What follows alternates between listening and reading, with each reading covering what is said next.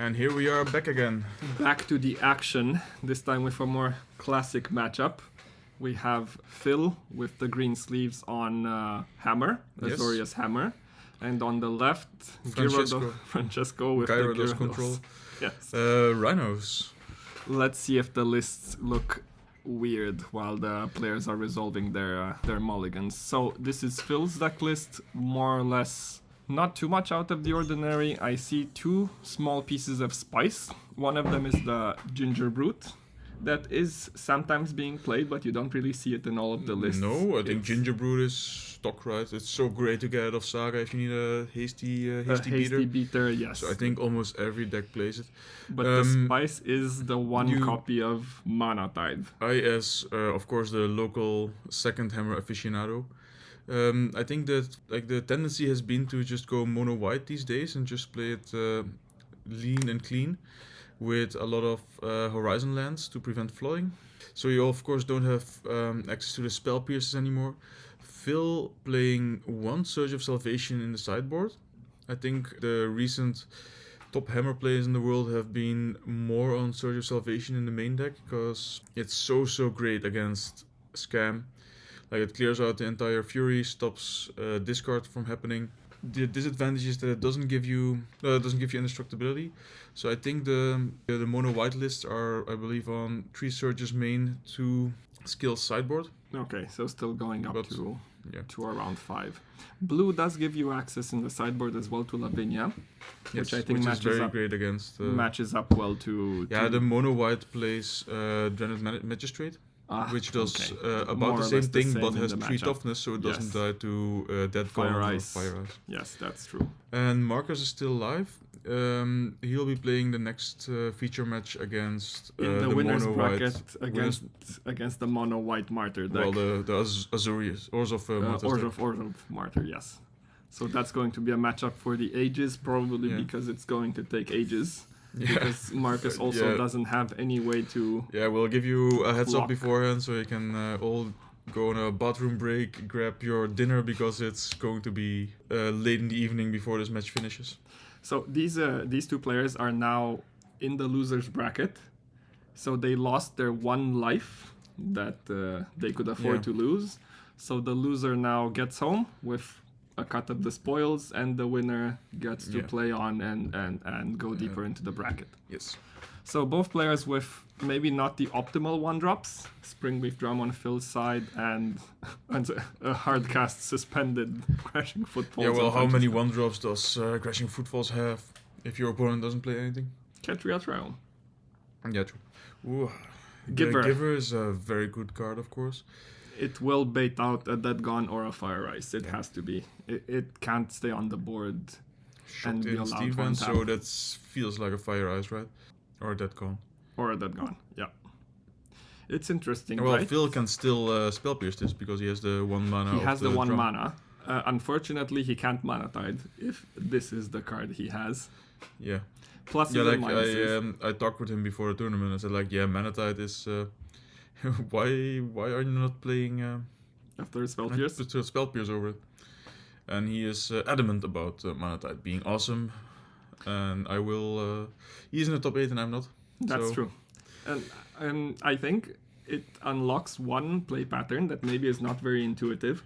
Yes, that you can also that you play your instant or sorcery first, and then play your creature afterwards, so it doesn't get spell pierced, and then you can Mana Tide. Yes, but also if you know you have it in hand, you can intentionally tap your blue producing lands and only leave up a plains. Which usually puts your opponent into a state of false sense of security, and they might run into it. But this again only works once. Yeah, but your opponent also has to be very aware of you doing this, right? Because otherwise you would never tap your blue source over your white source. Like, there's no reason. That's true. To first use your monocolored sources. That's true. Over your... And again, with how the lists shape up now, you could bluff Blacksmith Skill or the new protection spell, the Salvation spell. Difficult. Here we see Saga going in hard against the 2 still suspended Rhinos. So Saga gets to make the 2 4/4s much sooner in this case. Even though Francesco suspended 2 crashing footfalls, this doesn't mean he doesn't have the 3rd. Nope. It's very likely that he just goes end of turn violent outburst now, or even ambushes one of the attacking constructs. And there it is.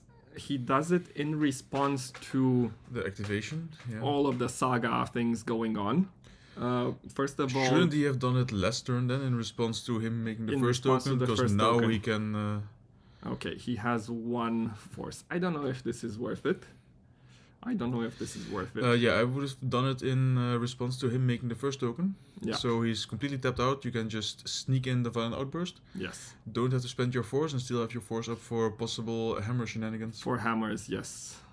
Because then your force would get mana tied the next turn. But Yeah. now he prevents 4 damage from an attack, which. Yeah, that's true. But Phil has also been notoriously known to not aggressively mulligan for the His hammer protection, combo. Yeah. Okay. Yeah. Like, He you likes see- these grindy. He probably saw the saga, was like saga, lance, and the mana tide. Let's see, with 1 white left, Cigar at 8. post hammer. Shadow a Spear, Shadow that's Spear. a good card. Okay. This also puts the constructs out of Out of Rhino reach and Fury reach. Fury. But, like, Francesco is probably playing Brazen Borrowers, right? So you can sneak in a Rhino, bounce the other token, take out... Okay.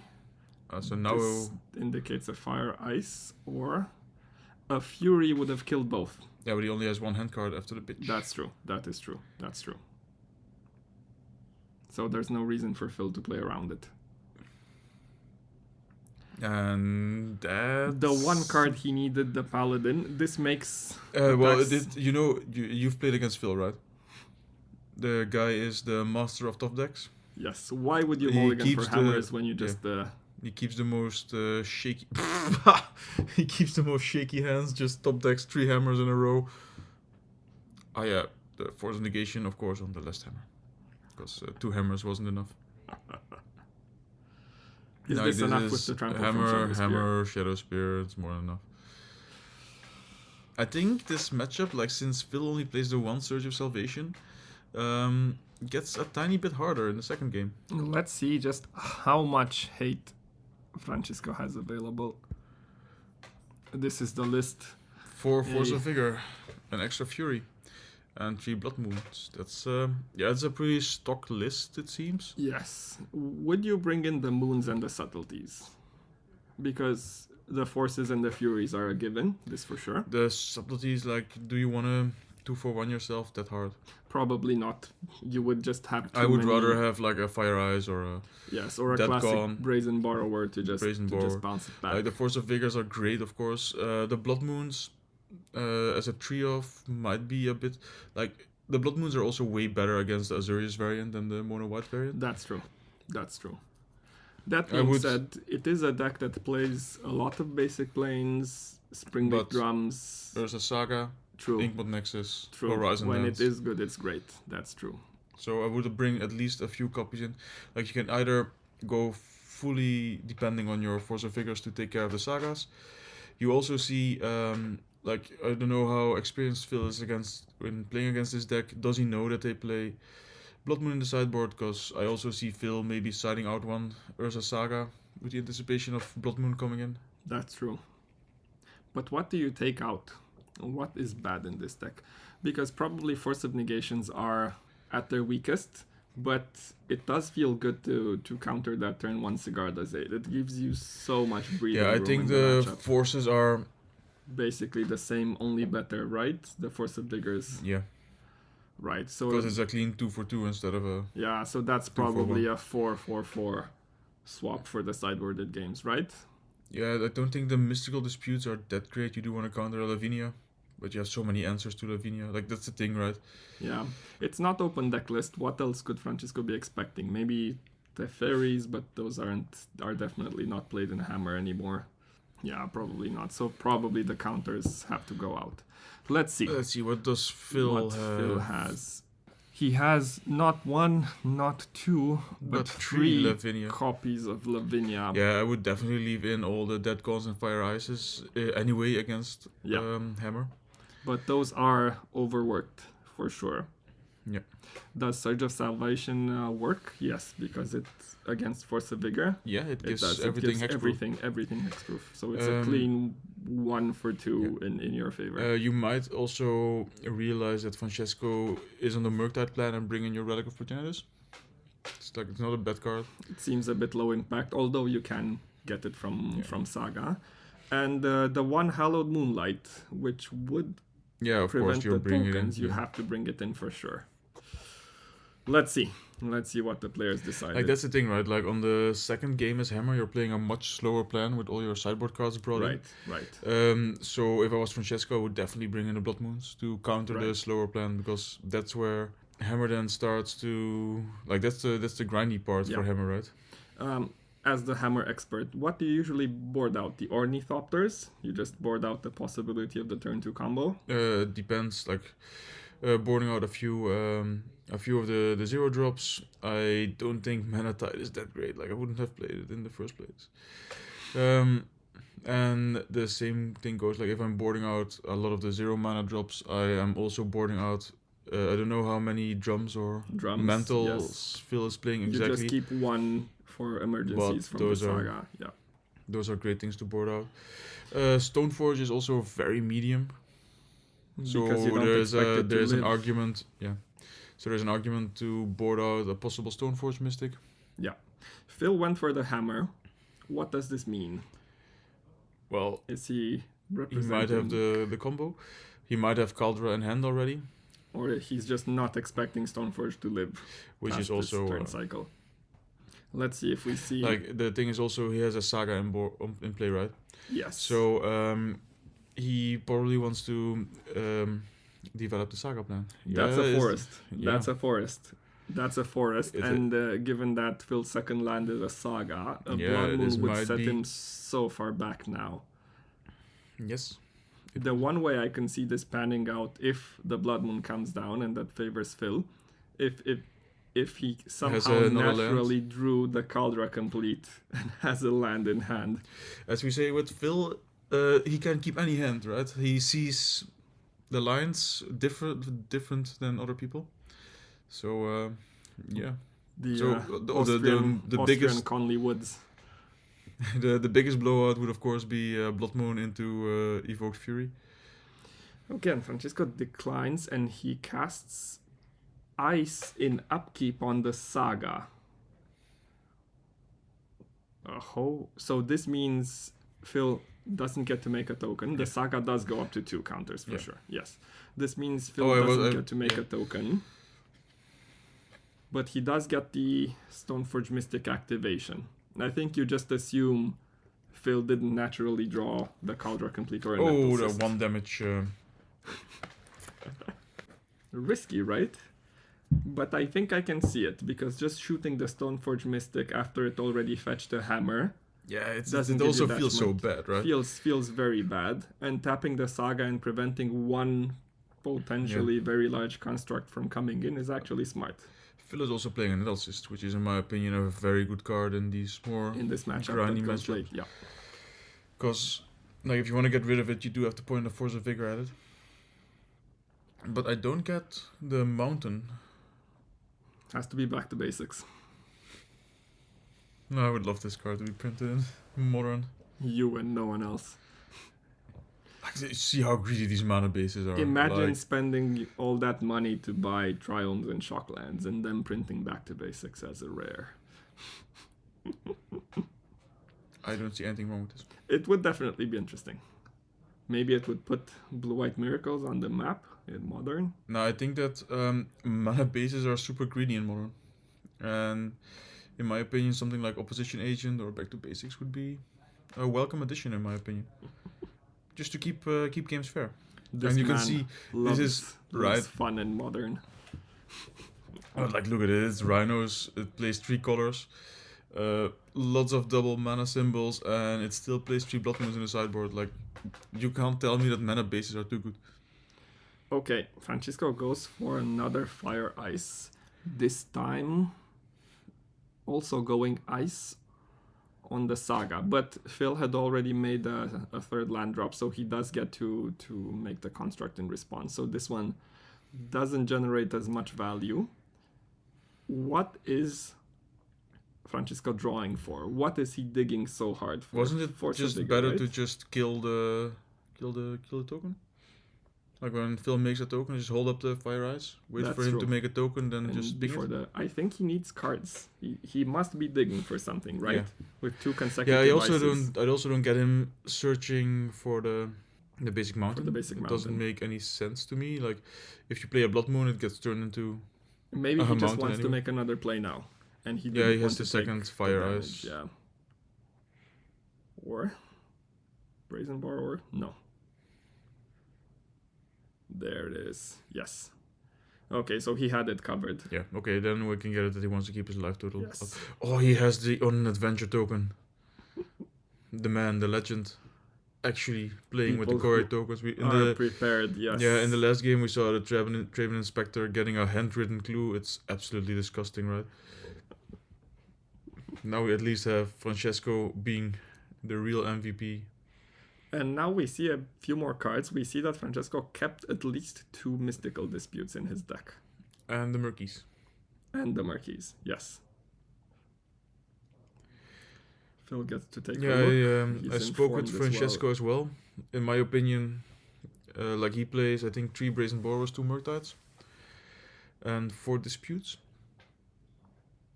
Like there's valid arguments to be made for Yeah. all of these things. Teferi is a bitch, so it's nice to have 8 answers to it already main deck. Yeah. It at least allows you to enact your game plan. And now the board swung quite hard in favor of Francesco. The one card he still needs, if he has 1 Force of Vigor now, he's off to the races. He's I off to would the feel races. safe. Yeah. Also, we saw Francesco play around the mana type because Phil only had the white mana up, and he had And he had the 1 extra land. See, this is, you get to these It's a very mental. inbred meta as in these top 8s where you specifically Oh, but prepare here's the for Paladin, incoming hammer. that we know of No from the Metal Stoneforge Craft yet, Mystic. He but can he can by activate activating the the- Inkmoth Nexus, yes. But then you can also blow it out completely, right? If you activate the Nexus, you can just like boop the Nexus and the hammer. But it's Phil, right? So you top deck the second hammer. Is it true? It is. The legend Ginger Brute. Yeah. It doesn't draw the card No. as But it. as if it would have been a hammer, enables- but it can attack. It can For get 12. blocked. Yeah, with only 10 power on the board. Gives him the Rhino or the Shardless Agent. It has trample. So like, do you just wanna? I still think you either take it all or Yeah. Like, there's no point in spending board pieces just for a few lives. just right? for a few life. Yes, Francesco agrees, goes to 4. And Phil has a Shadow Spear, so he also gains 12 life. Legendary, that Ginger Brute. And now the equipments on the second main phase shift back to the Stoneforge Mystic. Alright, so short input from my side. I think a good play would have been to block with the Shardless Agent, because Phil only has 3 artifacts. And if he made the block, Phil wouldn't be able to move the hammer to the Stoneforge Mystic without the Childfoot dying and losing Metalcraft. So yeah, I would have blocked there, definitely. Like, it's hard to imagine it. Like, do you think Francesco kept it all on the strength of the Fire Ices? Of the Fire Ices of the cheap removal, and was just digging for the 1 Force of Vigor.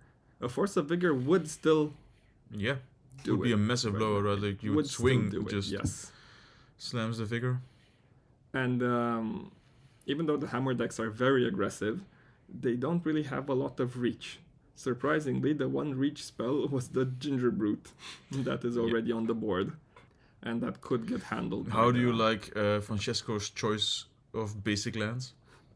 Well, you win collector boosters, and you play what you get.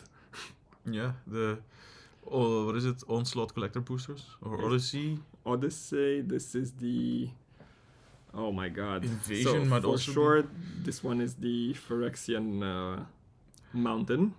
Yeah, the Fraction Mountain, I think, is an Odyssey An Odyssey island. foil island. Then underneath that, I cannot. it's another island, but I haven't seen it. Yes, and then I the can't tell. Dominaria stained glass Yeah. forest. So Fury Fury. takes out 2 creatures. Yeah. It takes out the Paladin and the. And now he has enough ramps to block Stoneforge. But not the Inkmoth Nexus. Nope. So if Phil has another hammer in hand, which he does, He always has. It's Phil, No, right? of He course, always yes. has it. he always has it, and he takes it. Yeah. The Composure. This means Phil didn't have the hammer the previous turn, or do you think he really played around Force of Vigor by not going for lethal last turn? He did, right? I think he didn't covered. have it. You Like, think I it would've was just just- a top deck? Yeah. I know Phil. Because even without the hammer, his attack would have been a blowout in the face of Force of Vigor. Like, the thing is, if he casts a Force of Vigor, you have the additional hammer, you still draw a card from the Paladin. And you can then re-equip everything, right? That's true. Thanks everybody for watching. So Phil won this one pretty easily. The next match was me versus Phil, which was not featured on camera. And I took it down 2-1, I think. Maybe 2-0, I don't really remember. The next matches are Daniel on Shadow versus Robert on Martyr. And then my matches versus Beep. So look out for them. See ya.